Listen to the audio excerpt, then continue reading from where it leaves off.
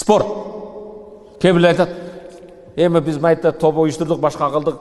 Спорт адамдарга биримдикти үйрөтөт дейт. Мусулмандар спортко биримдикти үйрөтүш керек.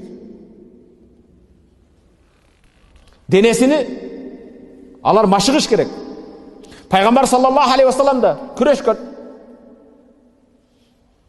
Пайгамбар саллаллаху алейхи вассаламдын экинчи халифа Хазрат Умар айтты: "Аллиму ауладакум ас-сибахата", балдарыңарга сүзүүнү үйрөткүлө дейт. Нени?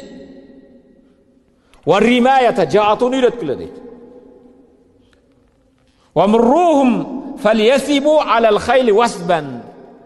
Балдарыңарга буйрук бергиле, атка дейт, бир секирип отурганды үйрөтсүн дейт. Өткөндө бир арабтар бир видеоролик чыгарып коюптур. Мына атка экөө көтөрүштө отура албай, биягынан чыгарса оягы түшүп калат. Мана дейт, пайгамбардын сүннөтүн аткара албаган үчүн биз бүгүн эмне болдук дейт. Атка мине албай дейт. Пайгамбар алейхиссалам не дейт? Балдарыңарга, Хазрат Умар, балдарыңарга бир секирип атка отурганды үйрөткүлө дейт. Сүзгөндү үйрөткүлө дейт. Себеби бул ошол пайгамбардын заманында болгон спорт машыгуу эле болгон.